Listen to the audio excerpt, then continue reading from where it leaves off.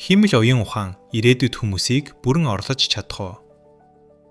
Хүн төрөлхтөн өмнө олон удаа машин биднийг орлоно гэж айж байсан нь мэдээж. Үйлдвэрийн машин гарч ирэхэд ажилчид айж байсантай адил, компьютер гарч ирэхэд бичээч нар ажлаа алдна гэж бодож байсан. Интернет гарч ирэхэд дэлгүүрүүд устж үгүй болно гэх яриач гарч үлээ. Одоо энэ айдас химэл оюун ухааны зүг чиглэж байгаа. Саяхан хятадын телевиз болон сошиал орчинд хүнээс дутхааргүй хөдөлж үсэрч харах роботуудын бичлэг асар их тархсан. Тэгвэл үнэхээр химэл оюун ухаан хүн төрөлхтнийг орлож чадах уу, эсвэл чадахгүй юу? Өнөөдөр химэл оюун ухаан юу хийж чадж байгаа вэ? Химэл оюун ухаан мэдээ бичих, дата боловсруулах, болон зураг зурж, дуу хоолой дөөрөлгөн ярьж, хууль болон эмчилгээний мэдээлэл хайх програм бичиж байна. Тэр байтугай дуу дуулах, зохиол бичих гээд бодитоос ялгархгүй видео хүртэл бүтээх боломжтой болсон. Өмнө нь 5 хүн хийдэг байсан ажлыг одоо 1 хүн химэл оюун ухаан ашиглаад хийж чадна. Жишээ нь нэг компани харигчдын дуудлагад хариулахын тулд 60 ажилтан ажиллаулдаг байсан бол одоо автомат систем ашиглаад л 5-аас 10 хүнээр зохицуулж байна. Энэ бол солигдож эхэлж байгаа бодит жишээ биш гэж үү? Ямар ажлууд ирээдүйд хамгийн эрсдэлтэй вэ? Хамгийн их эрсдэлтэй ажлууд бол дата оруулах болон боловсруулах, давтагддаг бичиг баримт боловсруулах болон энгийн орчуулах, зураг дизайн, зураг засвар, мөн энгийн мэдээ тайлан бичих, хууль зүйн болон эрүүл мэндийн онлайн зөвлөгөө өгдөг хүмүүс зэрэг. Дүрмтэй давтагддаг тодорхой алгоритмтай ажлыг илүү хурдан, илүү хямд, илүү тасралтгүй хийж чадна. Яагаад химэл оюун ухаан ийм хурдтай хөгжиж байгаа вэ? Нэгдүгээрт, тооцоолох чадал асар их бөгөөд компьютерүүд өмнөхөөсөө хэдэн зуун дахин хурдан болсон. Хоёрдугаарт, интернетэд асар их мэдээлэл хуримтлагдсан байгаагаас химэл оюун ухаан тэр мэдээллээс суралцаж загвар үүсгэж байна. Гуравдугаарт, дэлхийн том компаниуд химэл оюун ухаанд их хэмжээний хөрөнгө оруулж байгаа учраас энэ салбар урьд өмнө байгаагүй хурдтай хөгжиж байна. Гэхдээ яагаад хүнийг бүрэн орлох боломжгүй вэ? Хийхээс илүү ойлгох гэдэг ялгаа асар их бий. Химэл оюун ухаан мэдээллийг боловсруулж хариу гаргаж чадахч яагаад гэдгийг жинхэнэ утгаар ойлгодоггүй.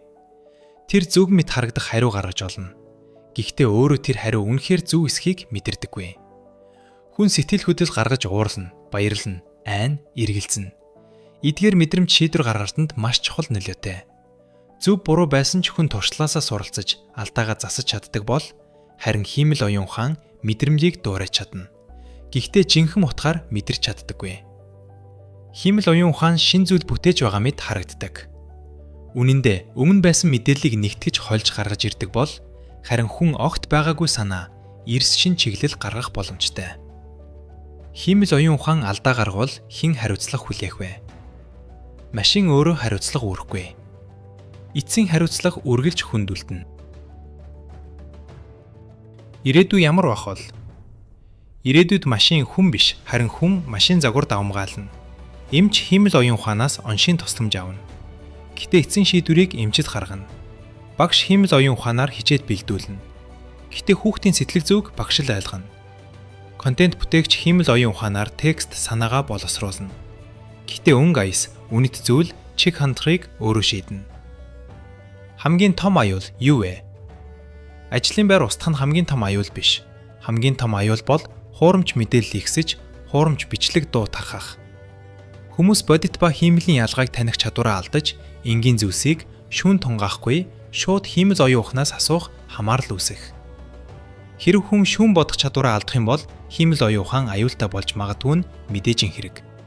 Ирээдүйд хуурамч бичлэг болон дуу оруулах зэргийг ашиглан хүмүүсийг хуурах, цаашлаад хувь хүнийг харлуулах, эсвэргээрээ магтан сайшаахч боломжтой тул маш аюултай.